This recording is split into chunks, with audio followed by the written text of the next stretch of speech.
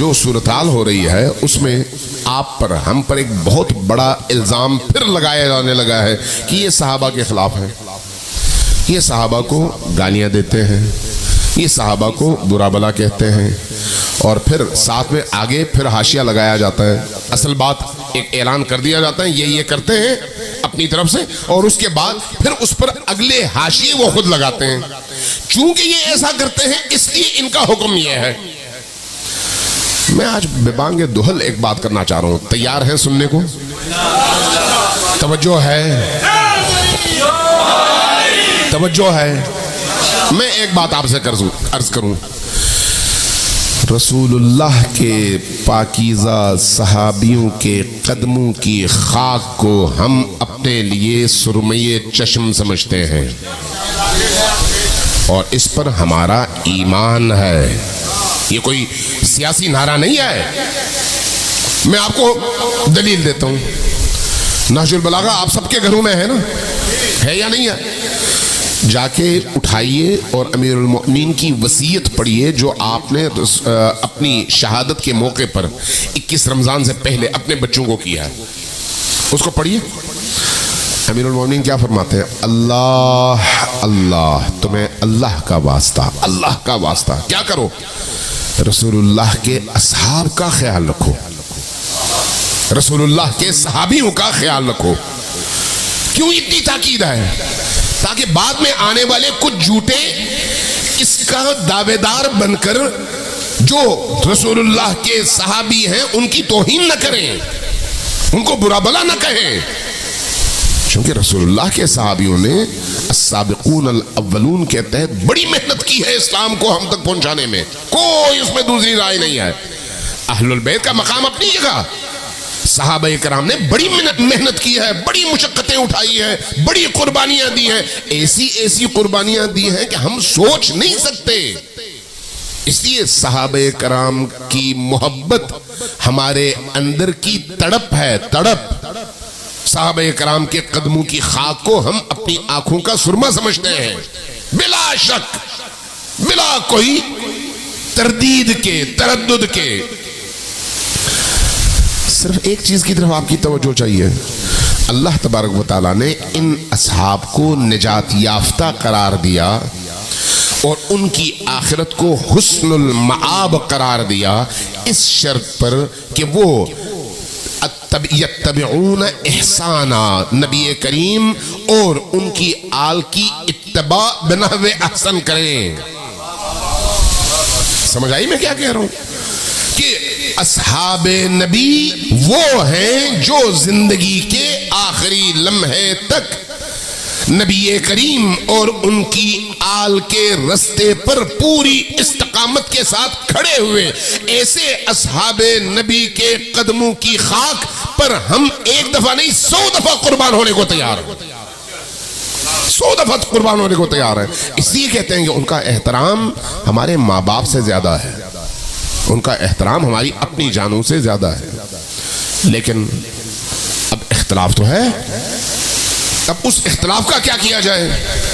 اختلاف کو رکھیں اپنی اپنی جگہ، جو جس کو مانتا ہے مانے، جو جس کو نہیں مانتا امپوز نہ کریں۔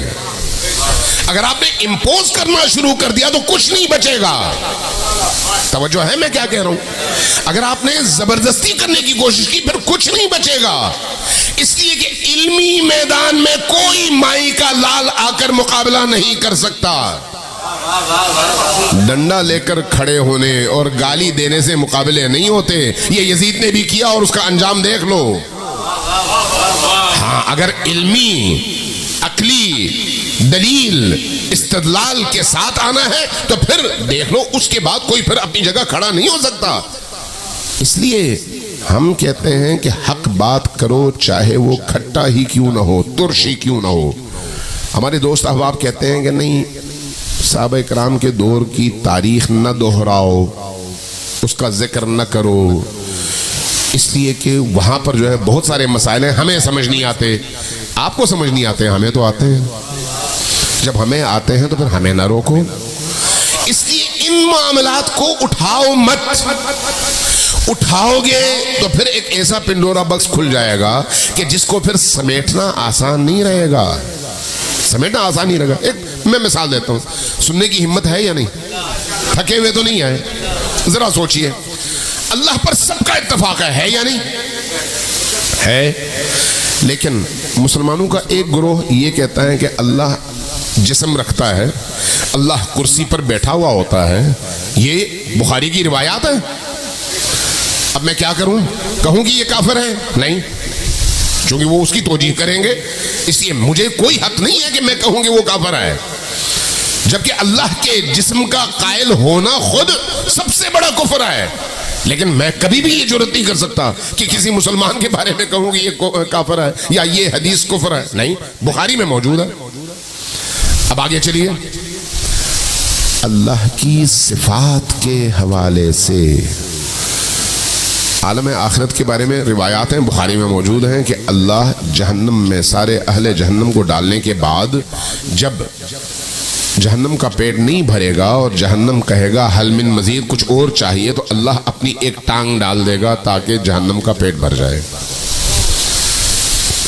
अगर तौहीदी नुक्ते नज़र से देखा जाए तो ये कुफरिया बात है। हम नहीं कहते कि ये काफिर है, नहीं, कभी भी नहीं कहते, क्योंकि हमें इस बात की इजाजत नहीं है कि हम किसी मुसलमान कलिमा गो को काफिर कहें। इल्मी बहस अपनी जगह कर सकते हैं, इल्मी बहस हो सकती है। ये है तौहीद के हवाले से। अब आगे बढ़िए, रसूल की रिसालत के हवाले से हम सब मुसलमान एक हैं इस मौजू पर कि रसूलुल्लाह सल्लल्लाहु अलैहि वसल्लम 1,24,000 अनबिया में आखिरी नबी हैं। हम सबका एक ही अकीदा है, ऐसा है या नहीं? और हम सबका अकीदा है कि वो खातमुन नबीयीन हैं, उनके बाद कोई नबी नहीं आएगा। हम सबका अकीदा है, जो खातमुन नबीयीन न माने वो इस्लाम से खारिज है या नहीं? अच्छा, अगली बात, जब आप उनकी सिफात के हवाले से बहस करते हैं तो वहां पर फिर इख्तिलाफ पैदा हो जाता है। एक ग्रोह उठकर कहता है कि वो गुनाह भी कर सकते हैं और गुनाह करते भी थे। बाज ऐसी बातें जो मेरी जबान नहीं ला सकती, मैं नहीं तकरार कर सकता, नहीं सुना सकता आपको, ऐसी बातें हैं, लेकिन बहरहाल मैं उसकी तरफ नहीं जाता। कहा जाता है कि वो मासूम नहीं थे। मासूम न होने का मतलब क्या है? ये कि जब वो वही लेके आते थे तो वही पहुंचाने में मासूम होते थे, बाकी दुनिया के कामों में हमारी तरह होते थे। जैसे हम वैसे वो, इसलिए वो और हम एक दूसरे को चैलेंज कर सकते हैं। अगर हम तौहीद